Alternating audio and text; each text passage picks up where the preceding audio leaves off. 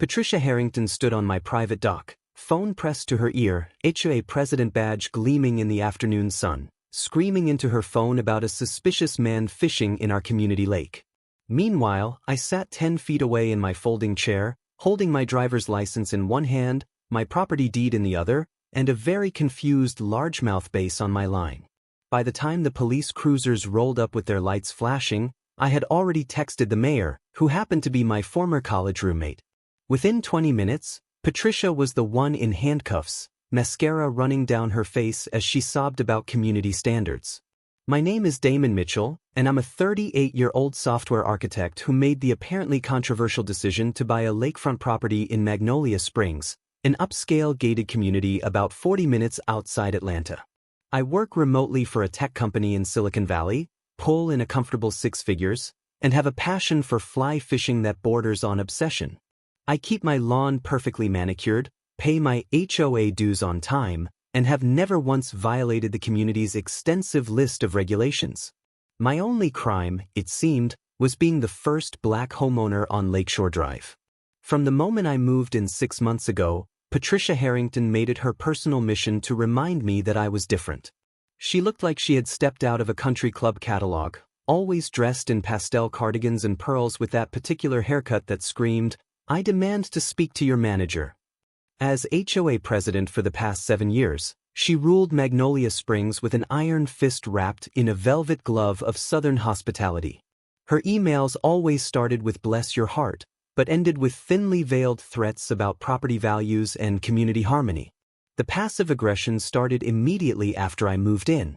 First came the welcome basket left on my doorstep filled with HOA bylaws highlighted in neon yellow, particularly the sections about appropriate lawn decorations and noise ordinances. Then came the friendly reminders about proper lake attire when I dared to fish in basketball shorts instead of khakis.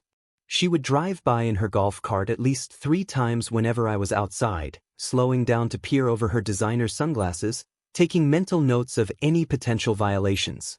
Things escalated when she tried to implement a new rule requiring all lake users to register their fishing equipment with the HOA office. The proposal mysteriously appeared on the agenda right after I bought a new bass boat.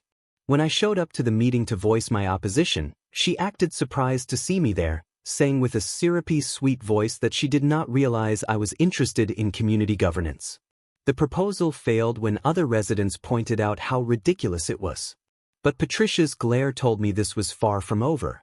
She started leaving anonymous notes on my door about everything from the volume of my music, which was never loud, to concerns about the types of guests I had over, who were usually just my brother and his family. The HOA newsletter began featuring articles about maintaining neighborhood character and the importance of background checks for new residents. One issue even included a full-page spread of stock photos showing exclusively white families enjoying the lake, with captions like, "This is what community looks like." The harassment reached new levels when she began questioning my right to use the lake at all.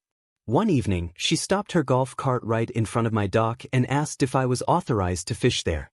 I calmly explained that not only was I a resident, but I owned one of only 5 properties with direct lake access, and my property taxes literally helped fund the lake maintenance. She blinked rapidly, muttered something about needing to verify that with the property management company, and sped off in a cloud of indignation. I started documenting everything with my phone, sensing that things were about to get worse.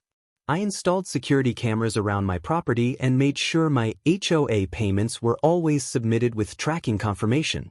My neighbors on either side, the Johnsons and the privately expressed their support and shared their own stories of Patricia's power trips. Apparently, she had tried to fine for their vegetable garden, claiming it lowered property values until they proved it was within HOA guidelines. Then came that fateful Sunday afternoon. The weather was perfect, 75 degrees with a light breeze, and I decided to spend a few hours fishing off my dock. I set up my folding chair, opened my cooler full of water and sandwiches, and cast my line into the calm water. Within 10 minutes, I spotted Patricia marching down the lake path, cell phone already at her ear, her face twisted in determination. She positioned herself at the public dock about 30 feet from my property, pulled out a pair of binoculars, and began narrating into her phone like a nature documentarian who had spotted a rare species of criminal. I could hear every word as she described a black male approximately 6 foot tall, wearing a red shirt and jeans, who appeared to be trespassing on private HOA property. She emphasized the word black at least 4 times and mentioned that I was potentially armed, referring to my fishing rod as a long metal object. I stayed in my chair, continuing to fish while she escalated her performance. She told the dispatcher that I was acting aggressively by ignoring her concerns and that she feared for her safety as HOA president. The absurdity of the situation was not lost on me as I reeled in a small base, carefully removed the hook, and released it back into the water. Patricia gasped into her phone about my suspicious behavior. When the police arrived 15 minutes later, 3 officers approached cautiously, hands resting on their holsters.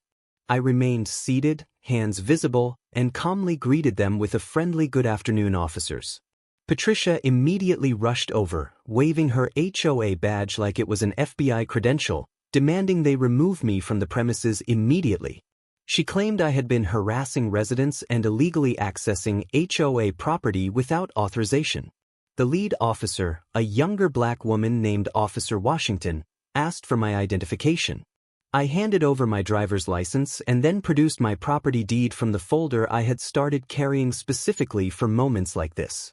As Officer Washington reviewed my documents, I also showed her my HOA membership card and recent dues payment receipts.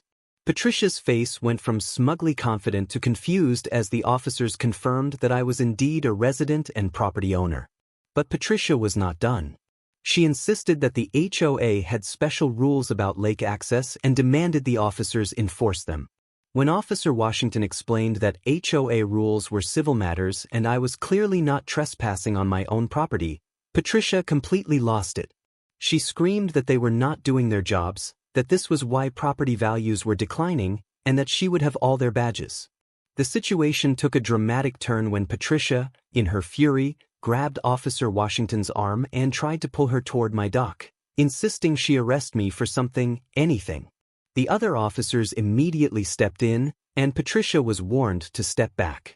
Instead, she swung her purse at Officer Martinez, catching him in the shoulder. That was all they needed. Within seconds, Patricia was on the ground being handcuffed while screaming about discrimination against HOA presidents.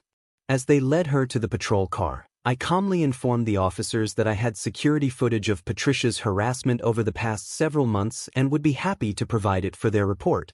I also mentioned that I had already contacted Mayor Davidson, my old college roommate, about the situation. Officer Washington nodded appreciatively and said they would be in touch about pressing additional charges for filing a false police report. The next few days were a whirlwind. My security footage, particularly the video of Patricia calling 911 while I peacefully fished, went viral after a neighbor posted it on social media. The hashtag fishing while black at home trended locally, and news stations picked up the story. The video showed everything from Patricia's binoculars to her dramatic performance for the dispatcher to her eventual arrest. All while I sat quietly fishing in the background. The HOA board held an emergency meeting 3 days later. The community clubhouse was packed with residents, many of whom had their own Patricia stories to share.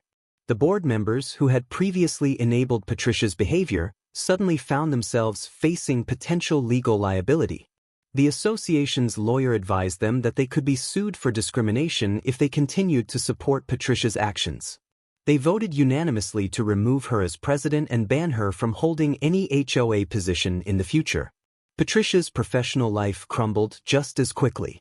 She worked as a real estate agent for a major firm, and when the video surfaced, her company immediately placed her on administrative leave. Within a week, they terminated her contract, citing damage to their reputation and violation of their code of ethics. Her face became synonymous with HOA overreach and racial profiling in the local community. Several of her clients dropped her, and her broker's license was under review by the State Real Estate Commission. The legal consequences were even more severe. Patricia was charged with filing a false police report, a misdemeanor that carried up to 1 year in jail, and a $5,000 fine.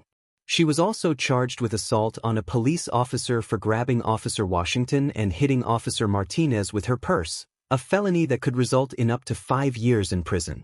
The district attorney, facing public pressure and clear video evidence, decided to pursue the charges aggressively. During her trial, Patricia tried to claim she was just doing her duty as HOA president, but the prosecution presented a clear pattern of harassment and racial